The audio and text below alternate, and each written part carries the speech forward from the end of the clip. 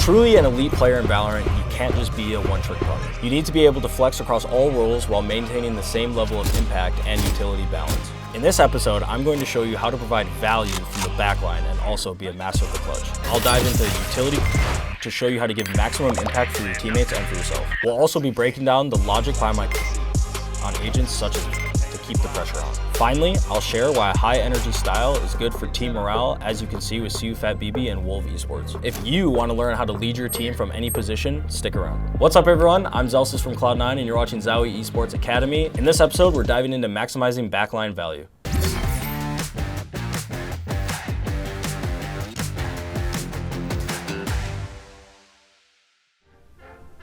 So I'm going to be talking to you a little bit about what you could be doing if your aim is spot on your match day, or if it's not spot on, what you should be doing. So I'm going to show you guys Viper a little bit. I like to play Viper mid on split, kind of default, everyone does it. But something that is very easy to tell you guys, and something that's very confident, is you can come out here and hold a little bit here or here and vice versa. You get a kill, you off angle here, you get a kill, you can orb up, tuck, and then get out pretty easily. These are a lot of things you could do when your aim is on or you're kind of just frying. Same with male, you could sit here in these off angles and they walk up and kill you. Now a lot of teams will use util, so you need to be a little bit smart when you're holding. You shoot here, you can come out here.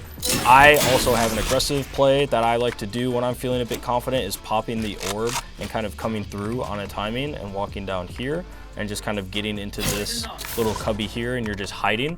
That's something you can do. If you're not feeling confident or you need to feel like you're not aiming and you want to play with your team, the main thing that you need to focus on is info gathering. So for me, if I'm not feeling confident or I feel like a team is abusing me middle, then I like to just spot and play for info with my molly out. So if they like to pop out of market or sewer, you can orb up and molly the smoke and still hold. Or if they have like cross map util and you're doing that as well, then you probably just want to molly and just kind of full give. Just tuck your tail between your legs and run. There's no need to give away a free kill, especially on defense. I like to think of male and ropes kind of as the same positions. Here again, you're just spotting and you can orb up off the spot. And you don't want to blow your molly on this though for mid here. If you're here, you kind of want to save it for the second step and you want to back up after they push you off that first angle, and then you can molly like so. If you're not confident, you're constantly just playing for info like here. And if you are confident, you can do off angles like this, you get a kill and drop down, or with this box here, you can also come to the edge of this and you see that the little walk up here. So a couple off angles for you guys if you're feeling confident, and then also a couple spots to jiggle if you're not feeling confident and you're just looking to gather info. All right, here we have a 4v3. Now for me, I like to eat as much util in middle as possible. It makes the enemy team's sight hits a lot weaker, but obviously you don't want to give your life away so freely, especially in man advantage that you see here. So we have a already 4v3, but I have my teammate with me in male in B heaven and I'm close male, allowing me to either molly the orb or get out, or he can support me in any way how. They kind of just run through the orb, I get a free kill, Vic is coming in with paranoia instantly, and we're also peeking together. Now we have a 4v2. All we need to do is play for info, play our lives, and play as a team, and not give them any freebies. As you can see here, we're just kind of packing together. It's a very niche scenario, and it's also kind of hard to kind of tell you guys what scenarios you're going to be in. Usually I can dumb it down to, if you have a man advantage, you want to play for info and not really fight. Here, obviously we had an advantage, but you still see me kind of holding my space. It just depends how confident you are and if you have a teammate with you. I would say because I had Vic with me, that it gave me more confidence to play up, but if I didn't have him with me, I would probably choose to back up. Okay, so I'm gonna teach you guys on how to use your KO flashes for your teammates on the B site. Now, I'm gonna go a little bit of a rant and in-depth, but the most simple thing is every time you flash, you wanna call 3, 2, 1 pop. It lets your teammates know when the flash is popping so they don't have to 1, wait for it, or 2, count it themselves. You're doing it because it's your job and it's your role as being a master flex player. So anytime you throw a flash, you wanna go 3, 2, 1 pop, right? Throw it, 3, 2, 1 pop, and it's popping every time. 3, 2, 1 pop. You need to make sure you're doing that. Especially I want to see you guys in the ranked games doing that, because if I get you on my team and you're not doing that, we're gonna have a problem. But there's several different ways that you can throw flashes for your teammates from being in the back.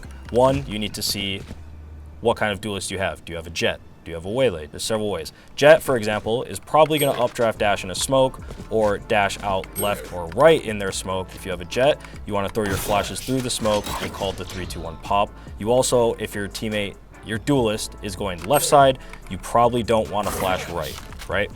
You want to be able to flash with the Duelist wherever they're going. Think of it like a thread. Your flash yourself is connected with your Duelist. Wherever your Duelist is going, that thread is following. So if your Duelist is going left, you're flashing left, 3, 2, 1 pop. If your Duelist is going right, then you're flashing right, 3, 2, 1 pop. So those are just a couple of flashes and a couple of things that you want to think about. Thread the Duelist with the flash. Here we are in a 3v3 retake and I have full util minus my knife. You guys can't hear it or see it, but their wall is about to go down. So Vic is going to be placing stars and I'm going to kind of just be chucking disruptive util. There's plenty of ways you could throw your util about, but for me, we're going to be scaling left. So I throw my molly left with a flash to pair with it so we can get out of the wall. The wall drops. We're scaling left together. The default guy peeks. We kill him. Now here, we don't clear the entire site. You should probably clear the entire site. That would be good. I have another flash, but I'm not going to pull it out or need it unless I'm in a safe spot because you don't want to pull out util and die. Either way, we die here. But you can see my util there was just to disrupt the backside guy, allowing us to scale left and take fights into pillar and into top site, as you can see here. Molly, flash, and then we scale left, and that backside guy can't peek us because there's a molly plus a flash paired with it. All right, I'm gonna teach you guys some basic either retake or clutch fundamentals here. So, one, you almost never want to go spawn in a retake. Especially if you have utility, you probably want to just pair it up by going heaven most of the time with your teammates. Or you can go, let's say you have 5 alive in a perfect world, you can go 3 heaven, 2 spawn, or 4 heaven, 1 spawn. The spawn guy is always late. You never want to be the first timing as the spawn guy. You kind of just want to sit back here. You can inch up maybe, but your main job here is to just hold space and go as slow as possible. So when your teammates are coming out, they're pulling crosshairs, and then you can take your timing here and just kind of clear out angles like so.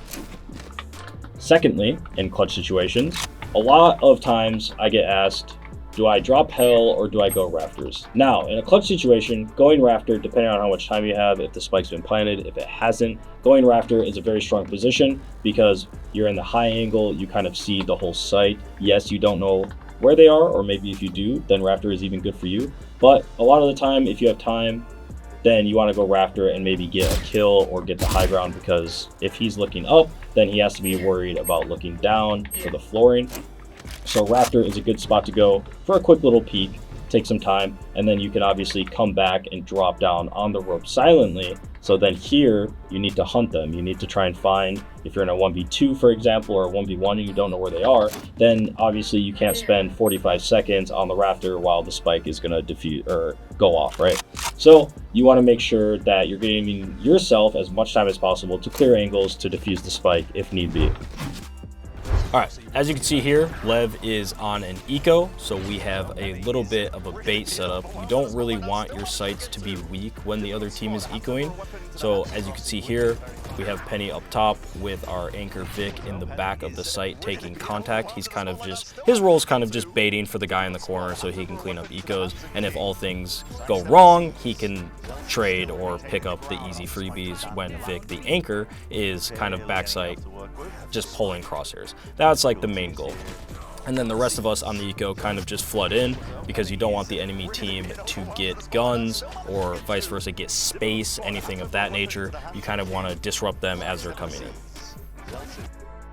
Okay, here we have a 2v4, but Zeppa dies pretty quickly, so it turns into a 1v3.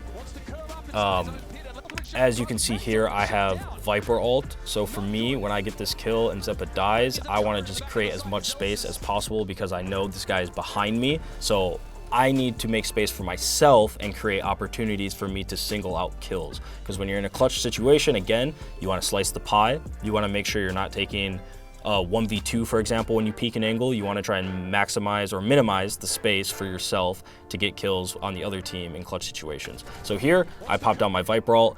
they also know I have Viper ult, so the enemy team is trying to run at me before I get that space, because they know once I get the space, the round becomes a lot harder for them to win. So here they're kind of just running at me.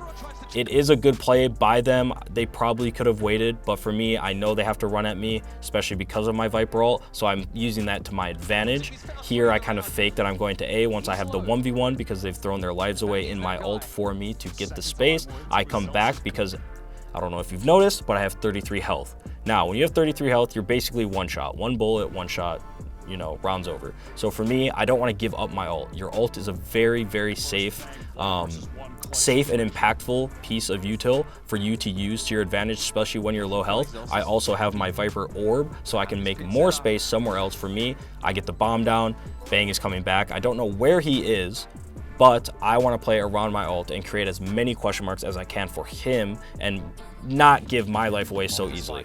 So I place my orb down for more info or more decay, play on the side of my ult to force him to either find me, walk in on me, or I'm gonna come out of it, which you'll see in a second, and he has his knife out, which is that little bit of luck that I'm telling you about.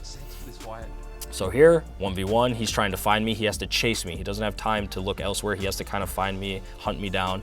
He has his knife out. I come out of the ult. That's that little bit of luck.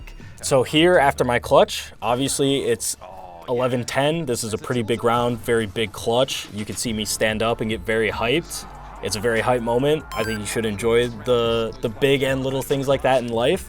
For me, at 11-11, getting hyped like that, boosting your team morale, you know, maybe the energy's feeling a bit low because of the score, and you bring back the energy like that. I think those are very key important things for teams. You could see CU Fat BB did that as well, and he told me he likes that. He kind of learned that and did that because of me or from me. So when players tell me that, it like gives me still inspiration to do that, because I think it's fun, I think it's entertaining, and you know, you should enjoy and should be hyped for your celebrations or whatever the case may be.